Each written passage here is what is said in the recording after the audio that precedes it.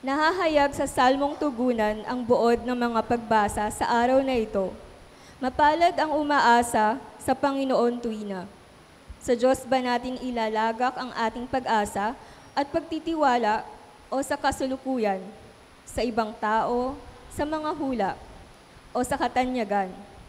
Manalangin tayong gabayan ng Panginoong may kapal ang ating mga pinahahalagahan sa buhay. Ang mamumuno po sa ating banal na pagdiriwang ay si Reverend Father J.R. Babor, MSc. Magsitayo na po tayong lahat.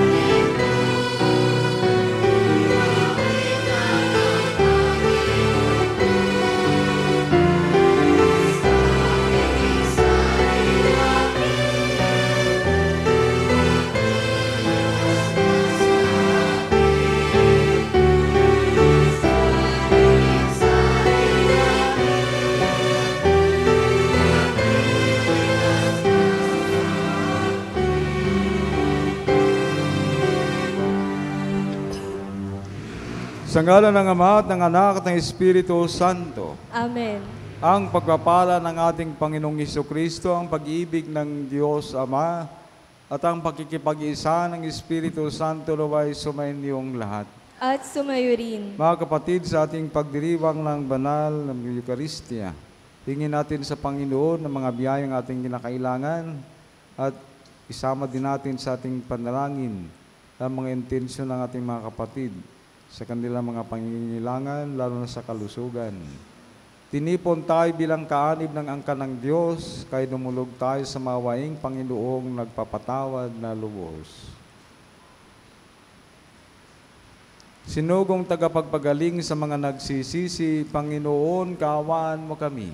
Panginoon, kaawaan mo kami. Dumating na tapaganyayang mga makasalanay magsisi, Kristo, kaawaan mo kami. Kristo, kaawaan mo kami. Nakaluklok ka sa kanan ng Diyos Ama para ipamagitan kami, Panginoon, kaawaan mo kami. Panginoon, kaawaan mo kami. Kawan tayo makapangyarihan at mapagmahal na Diyos, patawarin tayo sa ating mga kasalanan at patnubayan tayo sa buhay na walang hanggan. Amen. Papuri sa Diyos sa kahitahasan.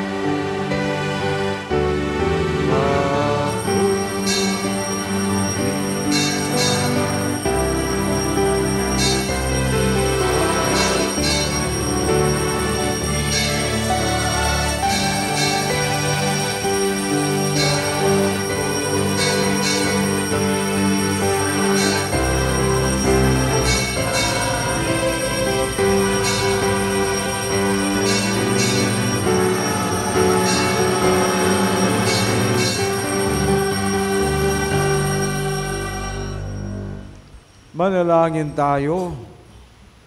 Ama naming makapangyarihan, pinangatawanan mong manahan sa mga may luubing tapat at maasahan. Sa kagandang loob mo kami naway makapamuhay bilang mga mapalad na maging iyong tahanan.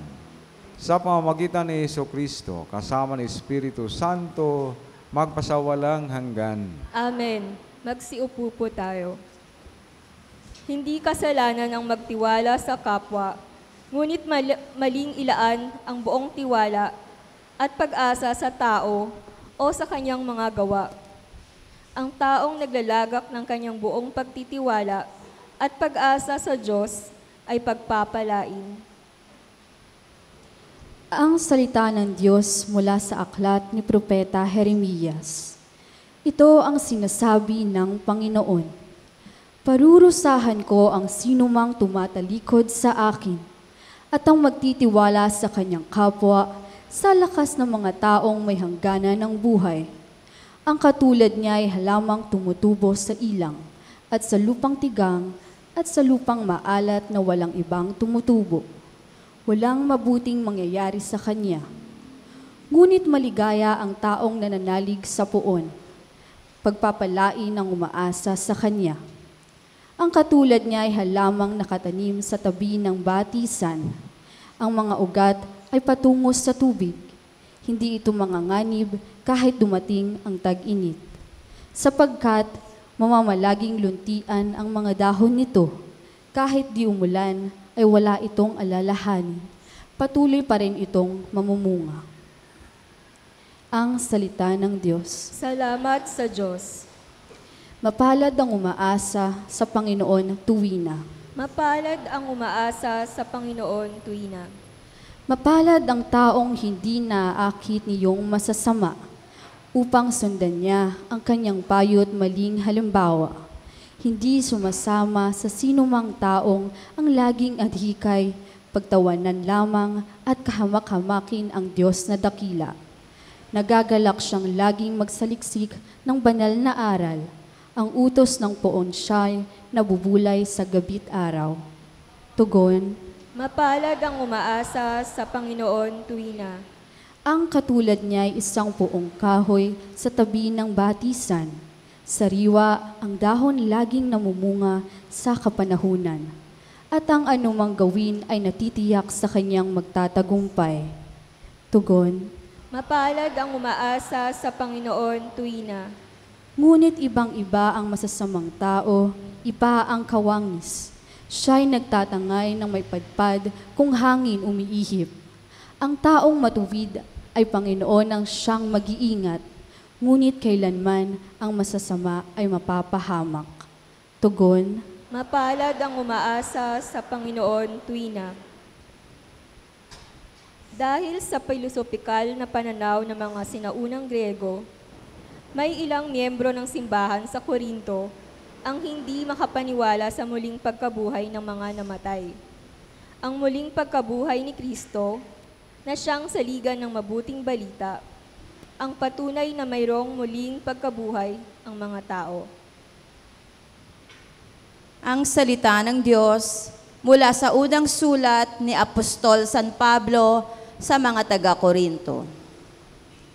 Mga kapatid, kung ipinangangaral naming si Kristo'y muling nabuhay, ano't sinasabi ng ilan sa inyo na hindi bubuhaying muli ang mga patay?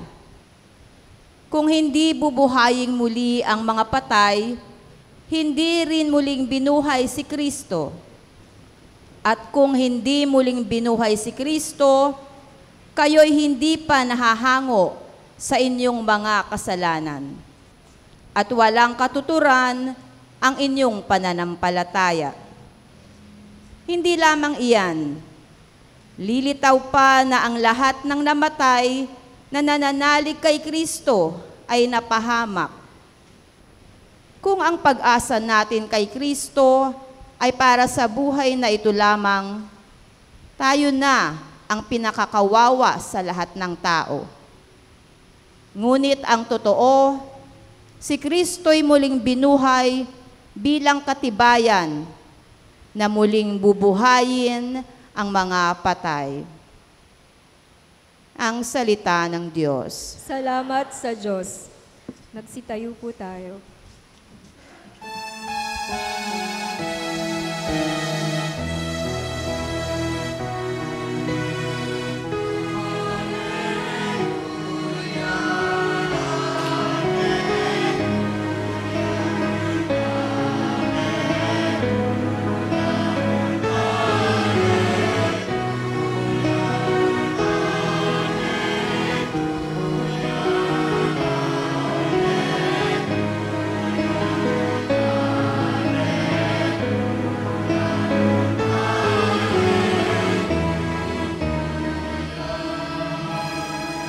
Magalak kayo't magdiwang.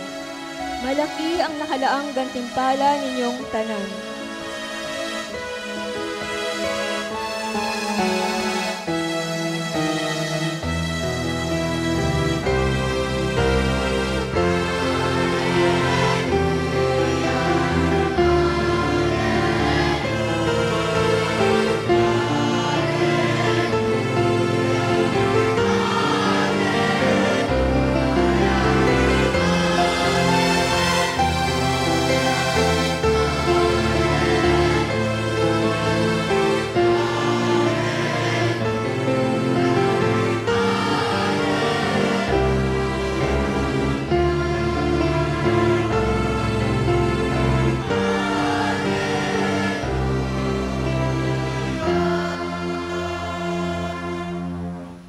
Sumayin niyo ang Panginoon. At sumayo rin. Ang pagpapahayag ng mabuting balita ng Panginoon ayon kay San Lucas. Papuri sa iyo, Panginoon. Noong panahong iyon, bumaba si Jesus kasamang 12 at tumayo siya sa isang patag na lugar. Naroon ang marami sa kanyang mga alagad at ang napakaraming tao buhat sa Judea at Jerusalem at sa mga bayan sa baybaying dagat ng Tiro at Sidon. Tumingin si Jesus sa mga alagad at kanyang sinabi, "Mapalad kayong mga dukha, sapagat ang Diyos ang maghahari sa inyo. Mapalad kayong mga nagugutom ngayon, sapagat kayo'y bubusugin. Mapalad kayong mga tumatangis ngayon, sapagat kayo'y magagalak. Mapalad kayo kung dahil sa anak ng tao, kayo'y kinapupuotan, ipinagtatabuyan at inaalimuran ng mga tao, at pati ang inyong pangalan ay kinasusuklaman. Magalak kayo at lumukso sa tuwa kung ito'y mangyari, sapagat malaki ang inyong gantimpala sa langit. Gayon din ang ginawa ng kanilang mga ninuno sa mga propeta. Ngunit sa aba ninyong mayayaman ngayon, sapagat nagtamasa na kayo ng kaginhawahan. Sa aba ninyong mga busog ngayon, sapagat kayo magugutom. Sa aba ninyong nagsisitawang ngayon, sapagat kayo'y magdadalamhati at magsisitangis. Sa aba ninyo, kung kayo'y pinupuri ng lahat ng tao, sapagat gayon din ang ginawa ng kanilang mga ninuno sa mga bulaang propeta." Mga kapatid, dito ang mabuting balita ng Panginoon. Pinupuri ka namin, Panginoong Hesukristo. Magsiupo po tayo.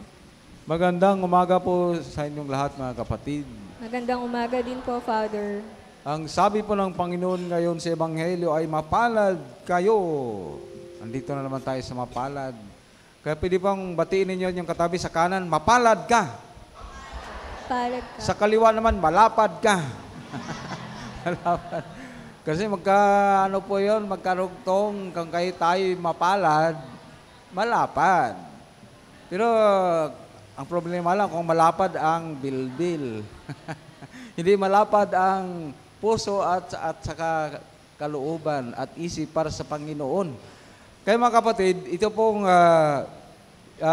turo ng Panginoon sa atin ngayon sa Ebanghelyo. Itong po sa Beatitudes. Ika nga, kung gusto mong maging masaya sa buhay, sundin itong beatitude. Kasi yung ibig sabihin ng beatitude, happiness.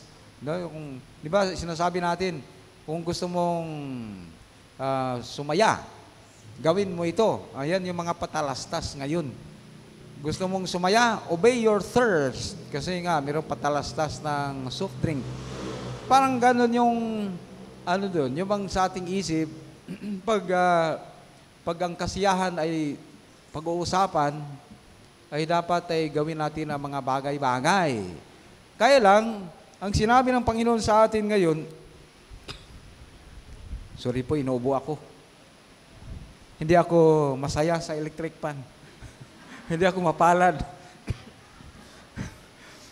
At yung ano po, yung batayan ng maging mapalad at saka kasiyahan, parang katunggali ng mga nalaman natin tungkol sa kasiyahan ng tao.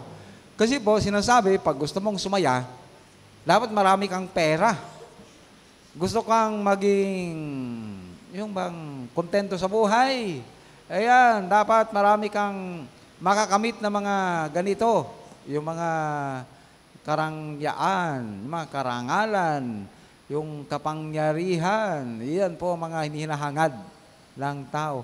Kaya lang parang sinasabi ng Panginoon, mapalad kayo. Ibig sabihin, masaya kayo pag ikay dukha.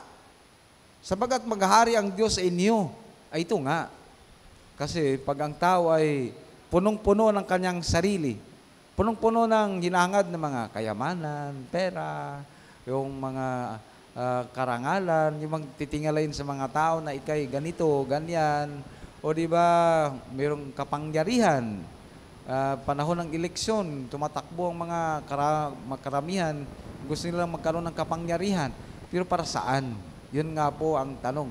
Ang Panginoon po ay nagsasabi sa atin, ingatan ninyo, ingatan natin kung anong hinahangad natin sa buhay. Kasi nga po, pag ang hinahangad natin sa buhay ay, sabi nga, lilipas lang, ay hindi tayo tunay na masaya. Alam nyo po, yung mga mahihirap talaga na, yung bang walang-wala sa buhay, pero puno ng pagmamahal, masaya sila.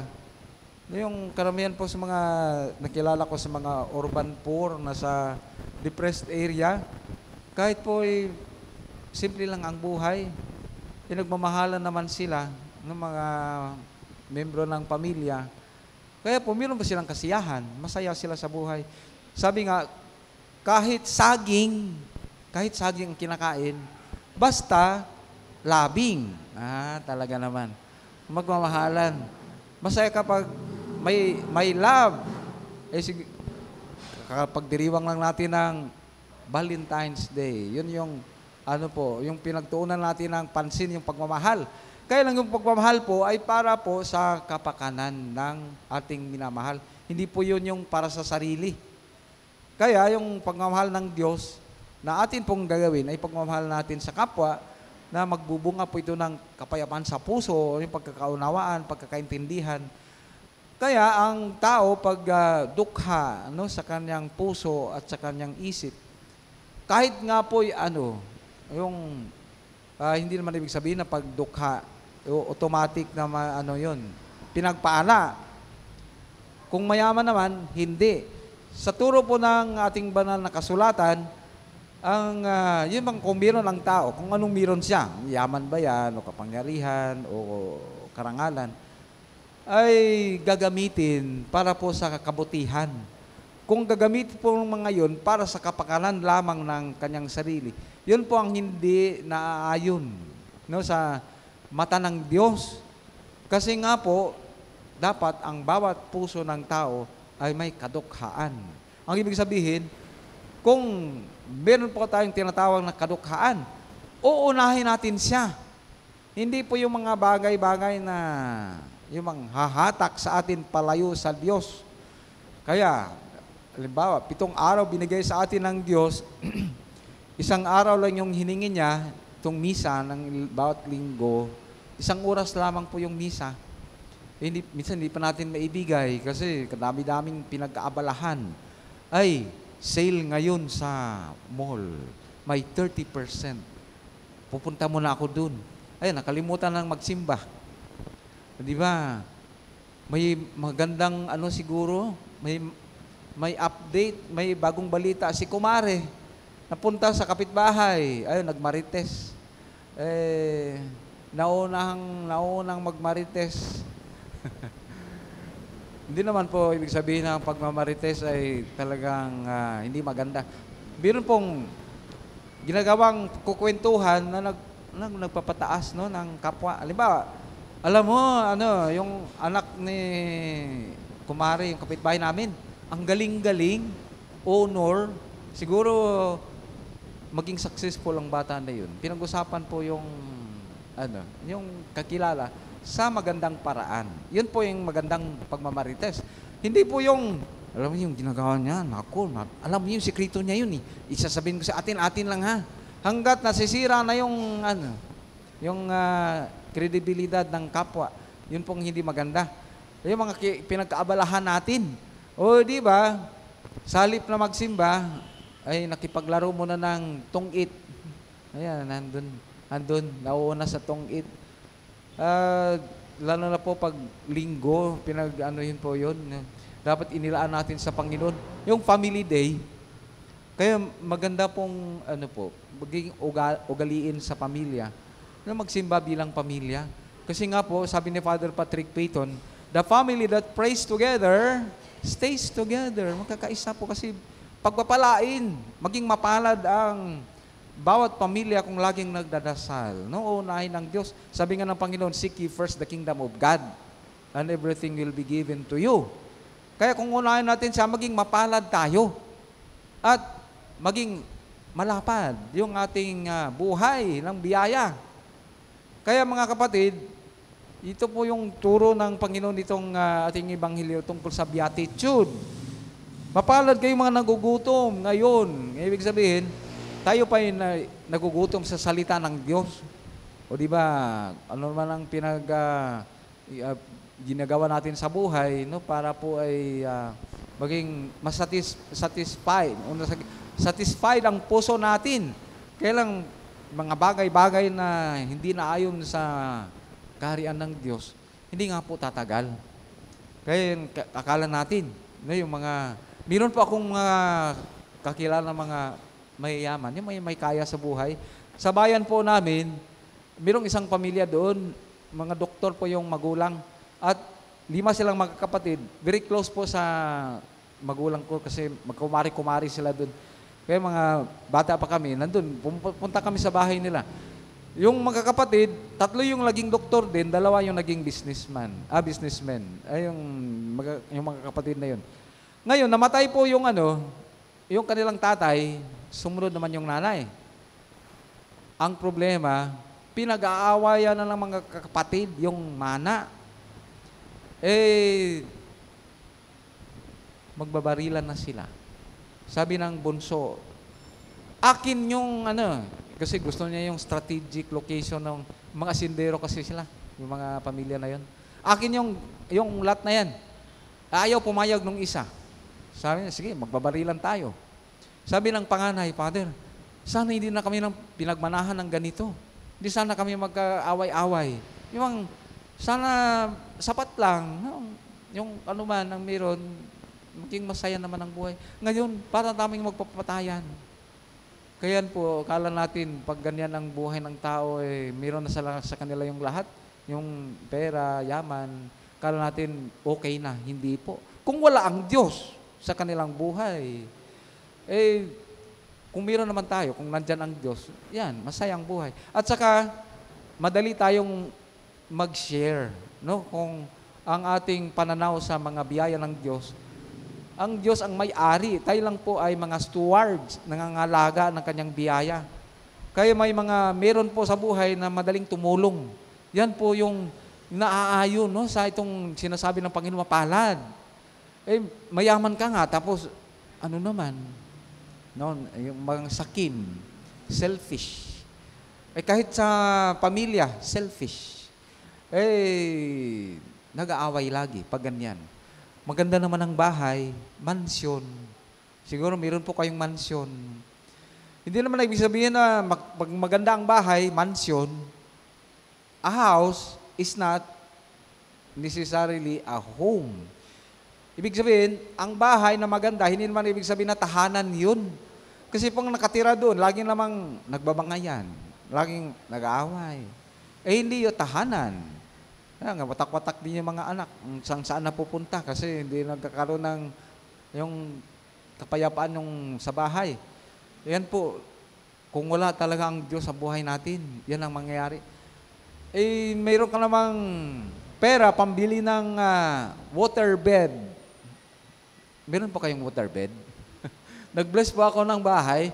Sabi po na, Father, yan po ay waterbed. Sabi, ano po yung waterbed? Tapos, sabi niya, yan po, hawakan niyo. Ginanon ko, umaalon-alon talaga, parang nagduduyan. Sabi ko, ay ganda naman talaga yan. Pero makakatulog kayo, makakatulog kayo dyan kunting kilos lang, parang nagaganon. Sabi na, nasanay na raw sila. Di ba yung magduduyan, yung nagduduyan ka, may mga ganun po, nakakatulog agad kasi parang may movement. Siguro na, depende sa akin. Pero mahal po yun, yung waterbed. Kaya lang, naisip ko nga, may maganda ka namang higaan. Eh kung puno naman ang puot, yung puso at saka isip, yung tao na yan, eh ganito yan, o, di ba, asawa mo naman, kaaway mo, di ba, mga anak. Eh, hindi ka na makakatulog kahit maganda yung higaan. Kaya ibig sabihin, kung mayroon ka naman yan, hindi mo naman matatamasa yung kapayapaan na hinahangad natin kung wala ang Diyos. Meron ka namang magandang relo. Eh, may mga relo na parang katumbas ng makapagpatayo ka na ng bahay. May nakita ko sa Rome, no, sa Italy. Eh, kinompute ko sa pesos, parang 850,000 pesos yung Cartier. Siguro may mga ano yun eh. Sabi ko, ay, meron ka naman sigurong ganyan. Pero pag wala ka namang oras magmahal sa iyong pamilya, di ba, sa Diyos, sa kapwa, eh parang wala rin. May magandang mga gamit pero walang kapayapaan ang puso. Kaya yan po mga kapatid, ito yung mensahe ng Panginoon sa ating Ebanghelyo. Kung tayo po ay nagugutom sa kanyang salita at saka dukha ang ating kalooban, nagdidepende tayo sa Diyos, magiging mapalad po tayo.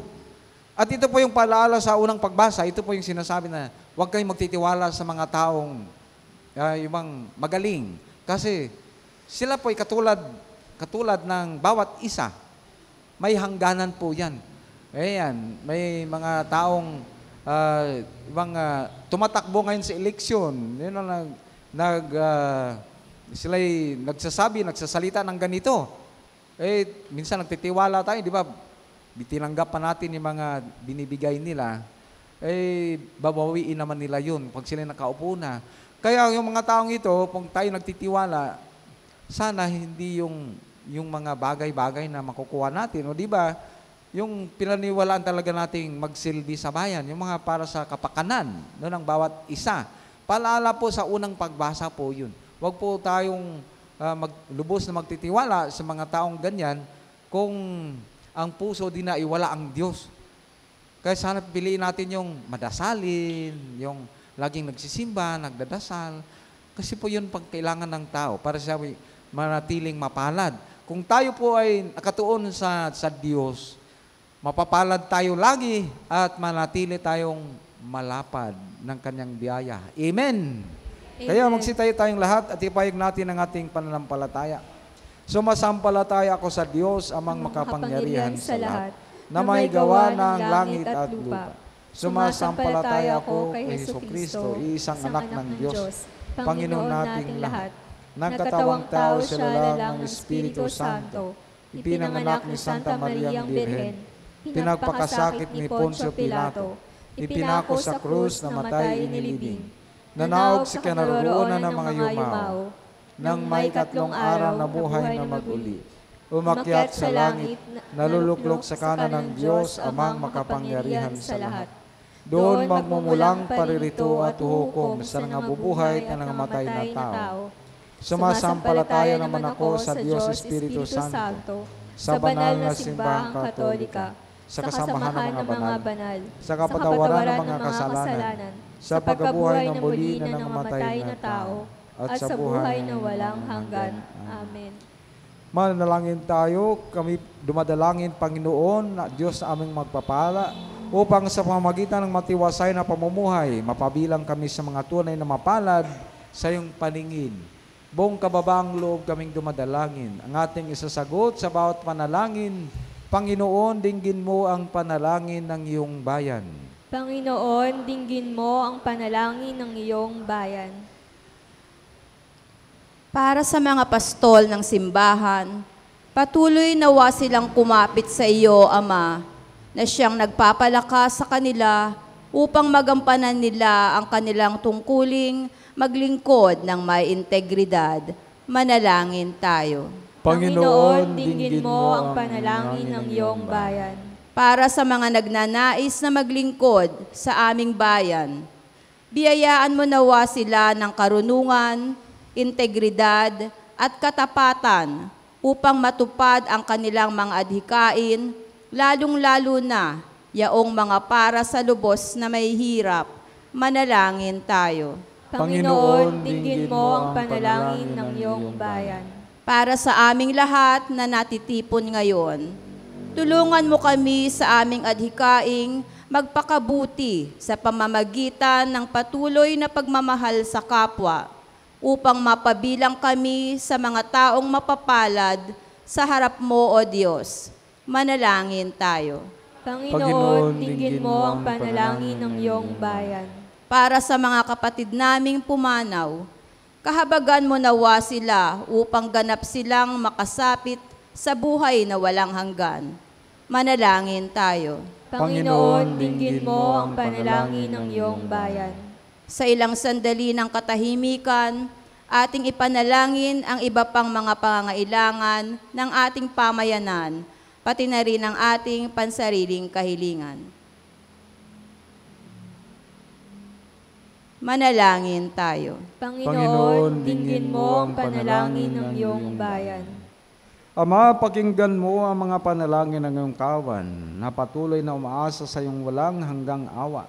Sa pamamagitan ng aming mga panalangin, maalala nawa namin tunay kaming pinagpala, sabagat nariyan lagi para sa amin si Jesucristo ang anak mo at aming Panginoon. Amen. Magsiupo po tayo.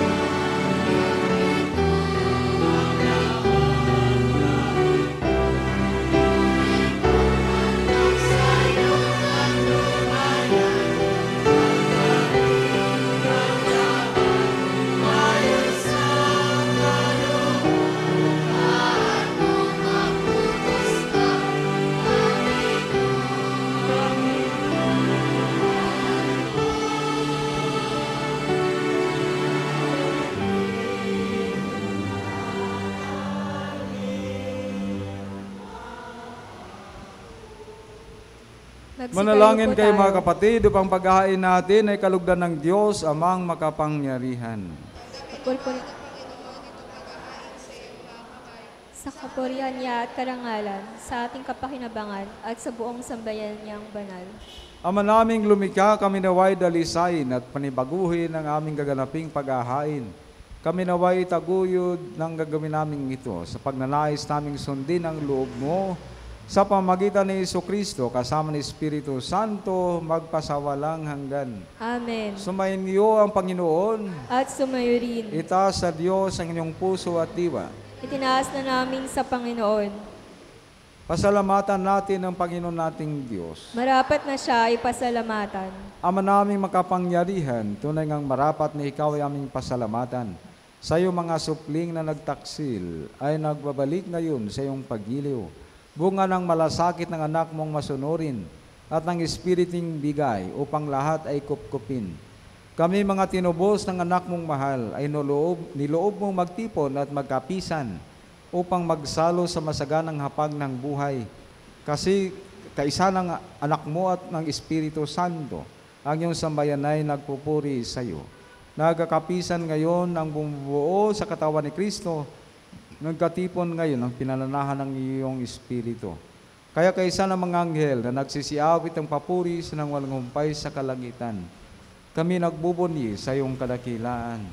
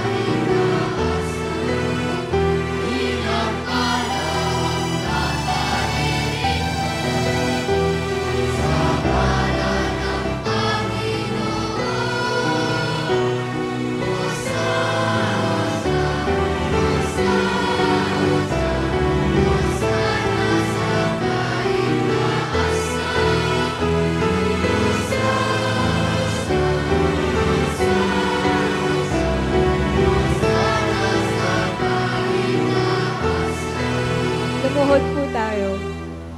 Ama naming banal, ikaw ang bukal ng tanang kabanalan, kahit sa pamamagitan ng iyong Espiritu. Gawin mong banal ang mga kaloob na ito, upang para sa amin maging katawan at dugo ng aming Panginoong Hesus-Kristo. Bago niya pinagtiis ang kusang loob na maging handog, hinawakan niya ang tinapay, pinasalamatan kanya, pinaghati-hati niya yun, iniabot sa kanyang mga alagad at sinabi, "Tanggapin ninyong lahat ito at kanin. Ito ang aking katawan na ihandog para sa inyo."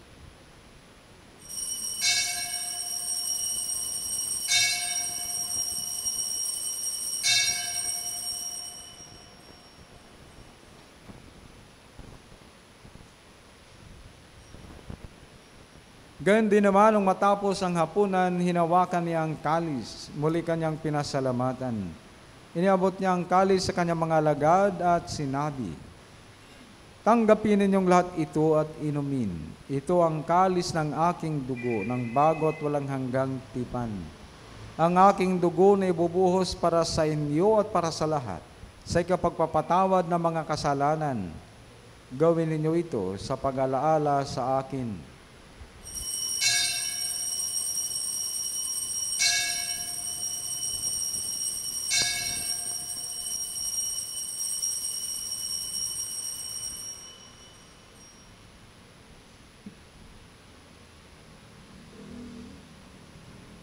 Ipagbunyi natin Tumayo ang po tayo. misteryo ng pananampalataya.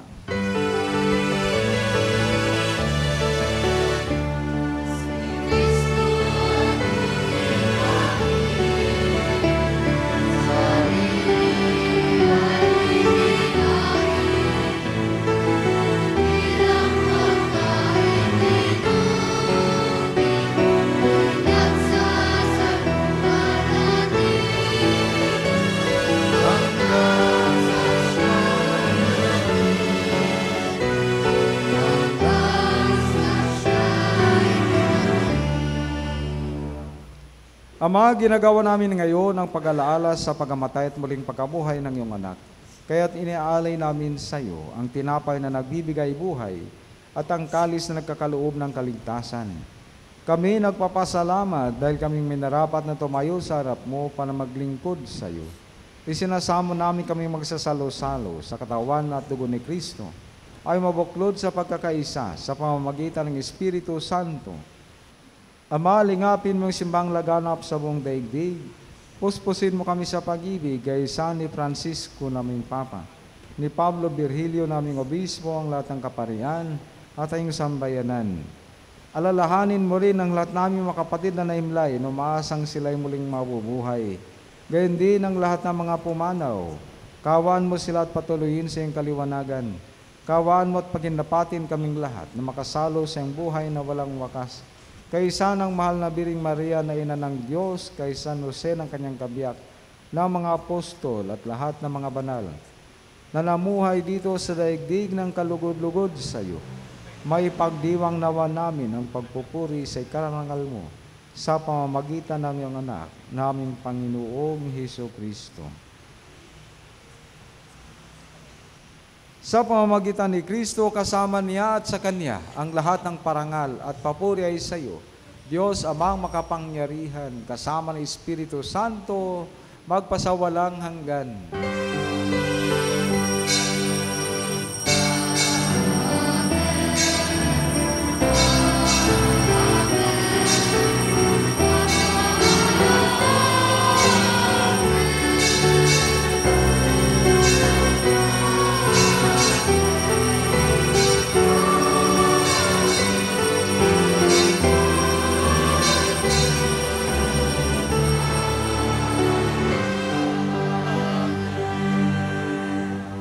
Mga kapatid, tawagin natin ang ating mapagmahal na Ama sa pamamagitan ng dasal ni tinuro sa atin ng Panginoong Hesukristo.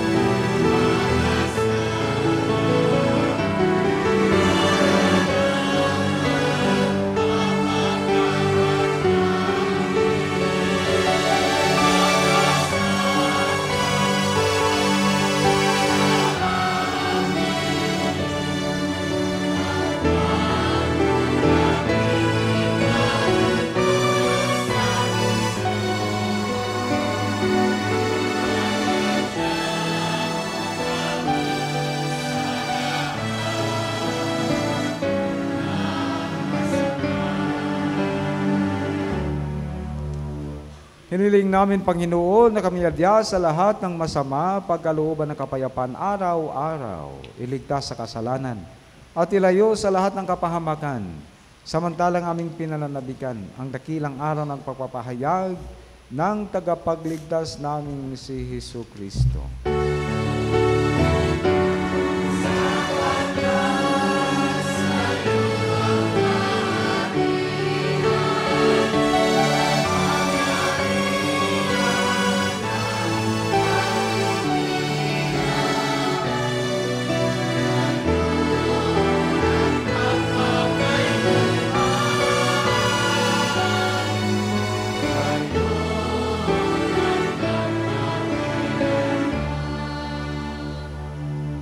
Panginoong Jesucristo, sinabi mo sa mga apostol, kapayapaan ang iniiwan ko sa inyo, ang aking kapayapaan ang binibigay ko sa inyo. Tungayan mo ang aming pananampalataya at huwag ang aming pagkakasala. Pagkalooban mo kami ng kapayapaan at pagkakaisa ayon sa iyong kalooban. Kasama ng Espiritu Santo, magpasawalang hanggan. Amen. Ang kapayapaan ng Panginoon ay laging sumainyo. At sumayo rin. Magbatian tayo at maghangad ng kapayapaan sa isa't isa. Peace be with you.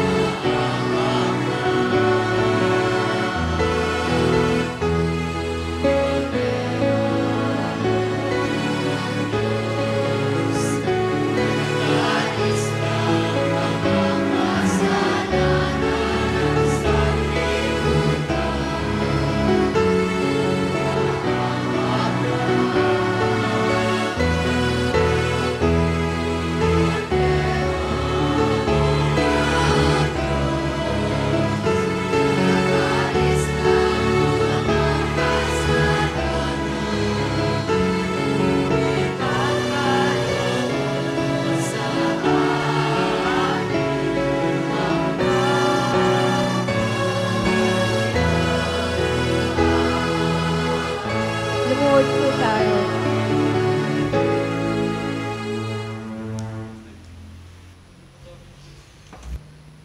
Mga kapatid, narito ang ating Panginoong Hesus. Siya ang nagpapatawad ng ating mga kasalanan at siya ang nagbibigay sa atin ng kaligtasan. Mapapalad tayong tinatawag sa kanyang piging. Panginoon, hindi ako karapat-dapat magpatuloy sa iyo. Ngunit sa isang salita mo lamang ay gagaling na ako. Naway ingatan tayo ng katawan at dugo ni Kristo hanggang sa buhay na walang hanggan. Amen.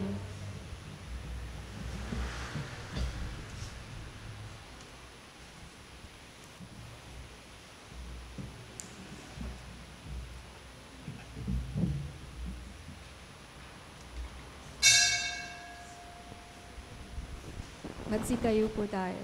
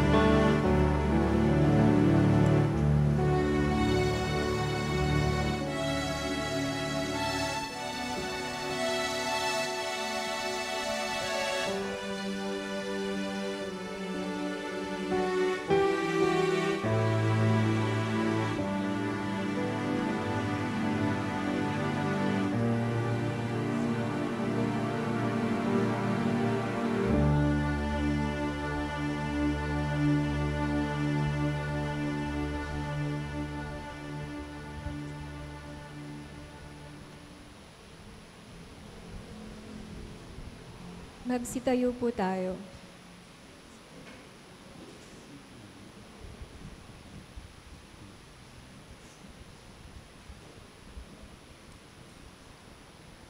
Manalangin tayo. Ama namin mapagmahal, kaming pinapagsalo mo sa banal na pakikinabang ay gawin mong laging manabik na pagsaluhan ang kaloob mong ito sa aming kakabubuhay sa pamamagitan ni Jesucristo. Kasama ng Espiritu Santo, magpasawalang hanggan. Amen. Panalangin sa Birhen ng Banal na Puso ni Jesus. Alalahanin mo, mahal na ina ng banal na puso ni Jesus, ang mga dakilang bagay na ginawa ng Panginoon para sa iyo. Hinirang kang maging kanyang ina. Ninais niyang malapit ka sa kanyang krus. Binahagilan ka niya ng kanyang kalwalhatian. Dinirinig niya ang iyong panalangin. Sa kanya iaalay ang aming papurit pasasalamat. Sa kanya isangguni ang aming kahilingan. Na tulad mo'y mamuhay kaming lagi sa pagmamahal ng iyong anak upang ang kanyang kahari ay patuloy na maasa katuparan. Samahan kaming lahat sa bukal ng buhay na nagmula sa kanyang puso, nang lumaganap sa sanlibutan ang pag-asa at kaligtasan, ang katarungan at kapayapaan. Pagmasdan mo kaming sa'yo'y nagtitiwala, pakinggan mo kaming sa'yo'y nagsusumamo. Maranasan nawa naming lagi ang makainang pagkalinga mo, siya nawa. Birhen ng banal na puso ni Jesus, Birhen ng banal na puso ni Jesus, Birhen ng banal na puso ni Jesus.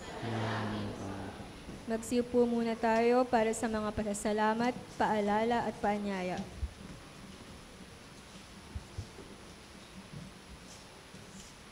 Pasalamatan po natin ang lahat ng mga tumulong sa paglilingkod, ang Music Ministry, Regina Shelley Children's Choir, Lay Eucharistic Ministers, Ministry of Altar Servers, Ministry of Ushers, Greeters, and Collectors, Ministry of Lectors and Commentator, Social Communication Ministry para sa ating FB live streaming, at sa atin pong lahat na naririto ngayon. At po sa nanguna sa ating banal na pagdiriwang na si Reverend Father J.R. Babor, MSc.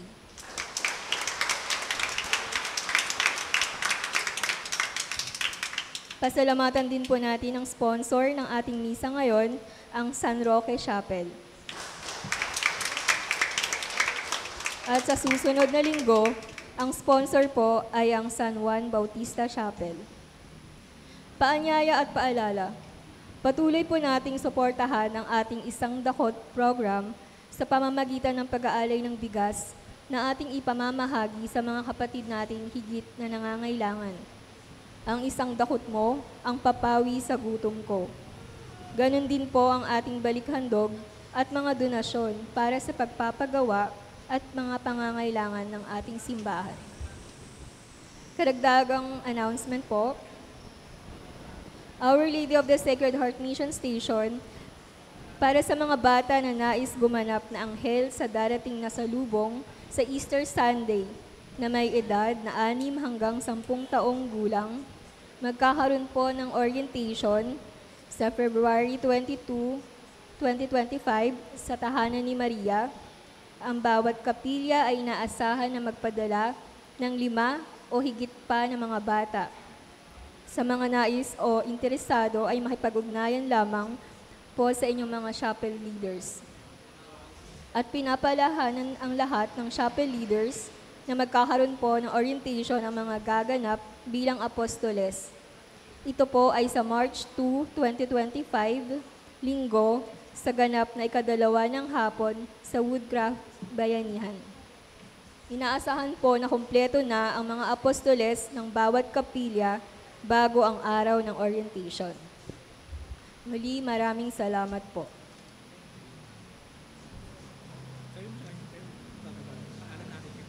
Magsitayo na po tayo.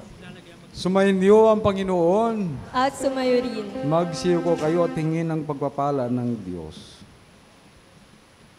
Ilayo nawa kayo sa lahat ng makakapinsala at pagpapalain nawa kayo ng bawat mabuti at ganap na kaloob ng Diyos ngayon at magpasawalang hanggan. Amen. Pamalagi nawa niyang nananahan ng kanyang salita sa inyong kalooban at puspusin nawa niya kayo ng kaligayahang walang hanggan. Amen.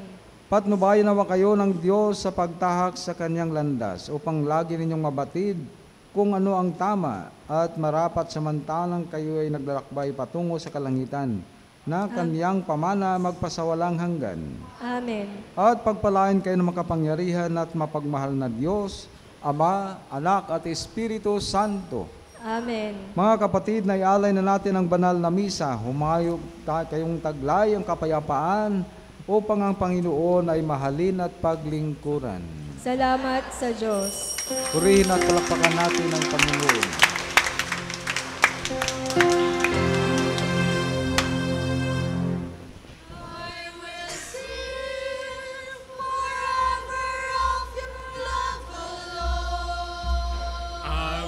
Celebrate the wonder of your name.